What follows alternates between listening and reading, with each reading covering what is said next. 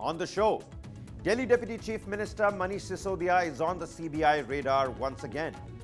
Finally, Delhi gets its new mayor. It took 4 attempts to finalize one. Did mask-wearing habits during COVID-19 onslaught prove to be counterproductive? And a step towards food security. India forms a panel to monitor wheat production amid rising temperatures. This and more. Top Angle starts right here, right now.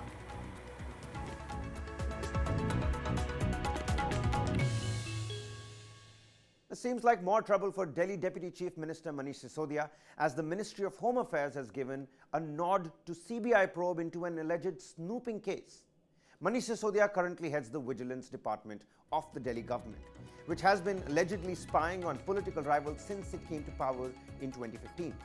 The CBI claims that the Aam Aadmi Party created the feedback unit to gather relevant information and feedback on different ministries, opposition, political parties and individuals.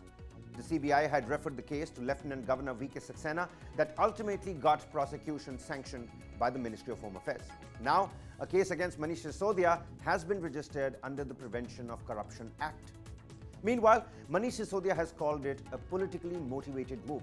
He said that filing false cases against rivals is a sign of weakness. He claims more such cases will be filed as the Aam Aadmi Party and its stature is growing. Remember, this comes as Sisodia is already facing CBI heat over the Delhi liquor policy case. The CBI had summoned Sisodia last Sunday for questioning into the matter, but he sought more time as he had been busy with the preparation of the Delhi budget. Delhi Chief Minister Arvind Kejriwal and its ministers, since it came to power in the year 2015, have been crying foul against the CBI and have claimed that the centre is misusing it. With this new twist, the tussle between Aam Aadmi Party and the centre is only going to aggravate. And now Wednesday also saw Shelley Oberoi of the Aam Aadmi Party elected as Delhi's new mayor. She won by a 34-vote margin against BJP's Rekha Gupta in a hotly contested election that had to be postponed 3 times. After a peaceful voting that continued for over 2 hours, Shelley Oberoi got 150 votes, while BJP's candidate was able to get only 116. Ahead of the election, a ruckus broke out after Aam Aadmi Party members argued with the Delhi police over Vijendra Gupta being allowed inside the MCD house. Earlier, Bharatiya Janata Party had claimed that the mayoral election results would be shocking even if the party loses the poll. But all's well that ends well. Delhi finally got its new mayor in the 4th attempt, since the earlier elections were stalled amid ruckus over voting rights being given to nominated members. And moving on. Are you frequently down with bouts of fever, cough, runny nose, breathing difficulties, or all of these symptoms combined? Well, before you blame the ever-worsening air quality or the sudden shifts in temperatures, turns out what's actually responsible is your mask-wearing habit. Taking note of an increased number of people getting sick of late, senior doctors have observed that our immunity to other viral infections, such as the influenza virus or the common flu, has reduced. As to why that is, doctors say it is because we don't wear masks anymore, or technically that we have worn masks for long enough during the COVID pandemic that it has weakened our immune systems against other common viral diseases. Now, where does that leave you? Should you blame masks for weakening your own immunity? Quoted in reports, Dr. Pradeep Kawatra, consultant internal medicine at Fortis Escorts, says, and I quote, "Everyone was using masks during the COVID period, so the people were minimally exposed to influenza in that time. This lowered the body's immunity to these particular viruses." Another expert, Dr. Philip Otterbeck, chairman of medicine at Richmond University in the United States, says, "The fact that we've worn masks doesn't necessarily hurt our ability to fight infection, but because we haven't been infected in a while, our immunity system will have to generate a new immunity altogether." Now, what these experts are essentially saying is that the immune system is like a muscle which requires regular exposure to keep working. But the credibility of even this hypothesis has been called into question. Nonetheless, the most likely factors responsible for an increase in influenza are lowered post-COVID immunity, coupled with low incidence of vaccines for the common flu. Moving on, a ground survey by a 4-member expert team from the state-run Shri Dev Suman Uttarakhand University reveals that the Joshimath cracks are 2 feet wide and about half a kilometer long. The survey rings an alarm bell, especially in the wake of the Char Dham Yatra. The heart of Joshimath town has developed cracks as wide as 2 feet, enough for a person to easily fit inside one. And this extends till 300 meters in open areas and up to half a kilometer in areas where there is commercial and residential establishments. And to make matters worse, there are 10 feet deep holes and they are widening. The university's survey further states that natural and anthropogenic pressure, including NTPC's tunnel boring machine, has resulted in the leakage of a large amount of water. The water is gradually coming out, leading to erosion of soil particles and creation of hollow spaces. Fresh cracks have appeared on the Badrinath highway despite the Border Road Organization having repaired some of them. Char Dham pilgrims take this particular highway. Many fear the situation could worsen with rush of vehicles during the yatra. The university panel also warns monsoon rains will determine the future of Joshimath. They are of the view that the load carrying capacity of the city needs to be reduced.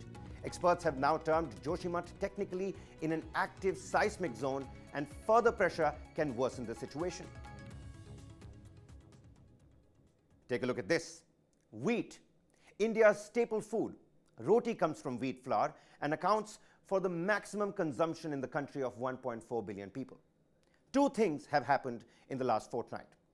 India has reported that it is going to have a bumper wheat production in 2023, and secondly, the country won't lift the wheat export ban that was imposed in the year 2021. Now, the Modi government has announced a panel of experts to evaluate the effects of rising temperatures on the wheat crop. This comes in the wake of Met Department warning that the temperature in some of the major wheat producing states will remain higher than average this year. Well, now this year, India is set to produce a record 112.2 million tons of wheat, making it the world's second largest producer of wheat. It is anticipated that the standing crop of wheat sown in December and January will be affected by up to 5 to 10% if the heat conditions worsen before the harvest. However, early sown varieties and heat-resistant varieties of wheat will remain largely unaffected. Well, now the Indian Agricultural Research Institute has bred wheat varieties with a mild vernalization requirement, meaning that the crop requires a certain minimum period of lower winter temperatures in order to initiate flowering. If planted between October 20th and 25th, the crop will reach heading in about 100 to 110 days. This leaves a long window of about 4 to 5 days for pollination, grain formation and filling beginning in mid-February. So why is wheat security so vital for us? India is home to 1.4 billion people, and if statistics are to be believed, as per the 2022 Global Hunger Index, India's level of hunger is serious. And driving home the point again, in the year 2022 alone, heat wave shaved off 3 million ton of wheat output. And for a country like India, producing over 100 million tons of wheat a year, a loss to the tune of 3% may push the country into a food insecurity situation. A panel for wheat production monitoring is a welcome step to stay ahead of the curve. Shifting our focus here, the Karnataka administration was left in shock when two of its senior women officers, IAS Rohini Sindhuria and IPSD Rupa, were involved in a public spat. Both of them have been accusing each other of corruption and sending private pictures to other IAS officers. As the spat turned murkier, both submitted a petition to Chief Secretary Vandita Sharma explaining their stance in seeking an action. Owing to embarrassment for the Karnataka government, it decided to crack the whip on officers and transferred both of them without new postings. On Chief Minister Basavaraj Bommai's directive, officers were also warned of strict actions if they continued to violate service rules. Now, both the officers have had controversies in different postings they held over the years. But the pertinent question is, to what extent can the government go against such public officers now involved in a public spat? Moving on. The Supreme Court has issued notice in Uddhav Thackeray's plea challenging the Election Commission order. The order recognized Eknath Shinde's faction as the official Shiv Sena. The court has refused to stay the order at this particular stage. Now, the Election Commission on the 17th of February had ordered recognizing Eknath Shinde's group as Shiv Sena with the bow and arrow symbol. It has come as a setback to Uddhav Thackeray. The hearing in the case will happen again after 2 weeks. And lastly, 100% seats in St. Stephen's College will be filled through the CUET exam from the upcoming session. Delhi University Vice Chancellor says no interviews will be done for minority category as well.